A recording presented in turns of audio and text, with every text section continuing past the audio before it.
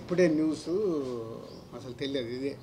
అలా అంత పెద్ద ఈవెంట్ చేశాక ఎవరో ఇద్దరు రిటర్న్ వెళ్ళేటప్పుడు ఎక్స్పైర్ అయ్యారని ఇప్పుడే చెప్తున్నారు. ఈ న్యూస్ నాకు తెలియదు.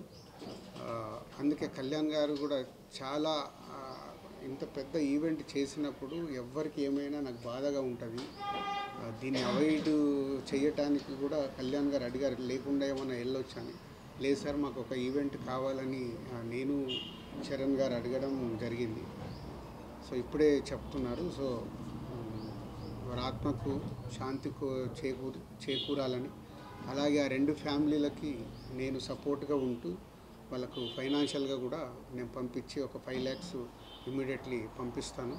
సో ఇదే ఇప్పుడు ఇంత ఆనందంగా ఉందాము అన్న ఇలాంటి అన్ఎక్స్పెక్టెడ్ ఇన్సిడెంట్స్ జరగడం చాలా బాధాకరం. సో వారికి కావాల్సిన హెల్ప్ నేను చేసి తప్పకుండా ఫ్యామిలీస్కి నేను నిలబడతాను. Thank you sir. పక్కన పెడితే ఇంత టెన్షన్లో కూడా సంక్రాంతికి వస్తున్న ఈవెంట్లో ప్రెస్ మీట్లలో చాలా జోష్గా కనిపిస్తూ ఆడియన్స్ని సేవ చేసే ప్రయత్నం చేస్తూనే ఉన్నారు. ఇంత ఒత్తిడిలో కూడా మీరు సినిమాను ప్రేక్షకులకు తీసుకురావడానికి మీకు మోటివేషన్ దాకా చెప్పారు పవన్ కళ్యాణ్ గారు. సో ఆ ఫోర్స్ కాకుండా ఇంకేముంది? నాకు అదే మెయిన్. అంటే మనకు ఎలా ఉంటుంది, మార్నింగ్ లేస్తాము, రాత్రి పడుకునే వరకు ప్రతి ఒక్కరి లైఫ్లో ఒక ఎనర్జీ కావాలి. ఆ ఎనర్జీ ఫ్యామిలీ ఇస్తుంది, పిల్లలు ఇస్తారు, స్నేహితులు ఇస్తారు, మన ప్రొఫెషన్ ఇస్తుంది. ఆ ప్రొఫెషన్ని నేను అన్నిటితో పాటు ఆ ప్రొఫెషన్ ఎక్కువ లవ్ చేసి yes I want come back. నేను ఎందుకు సక్సెస్ పర్సంటేజ్ లాస్ట్ 5 yearsలో తగ్గిపోయింది అనే దానికి సినిమాల మీద పనిచేస్తూ ఆ ఎనర్జీ తెచ్చుకుంటూ చేయడం. మన ఈవెంట్లో మీరు 2 తెలుగు రాష్ట్రాలకు సంబంధించిన అంశాలు ఉంటాయన్నారు.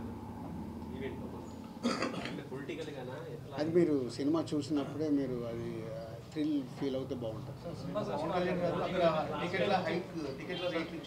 కళ్యాణ్ గారు ఎనర్జీ అని చెప్పారు.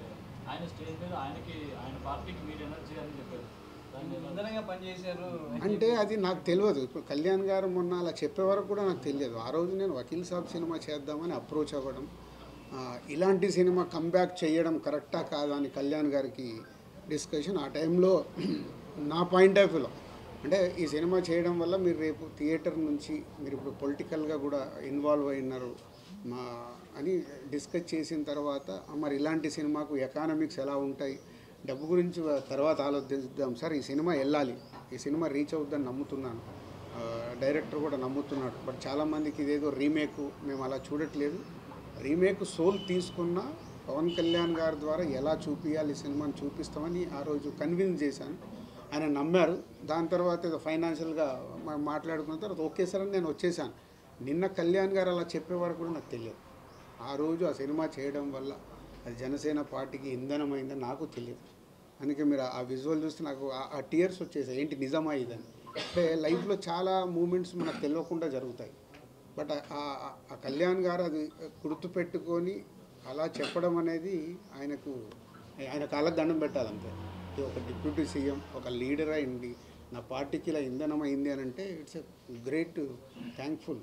మామూలుగా అయితే ఎవరు చెప్పరు, ఎందుకు చెప్పారు. బట్ ఆయన అంత పబ్లిక్గా చెప్పాడంటే ఆ సినిమా నా పైన ఉన్నది, ఆ రోజు జరిగిన మూమెంట్కి ఆయనకు పాదాభివందనం.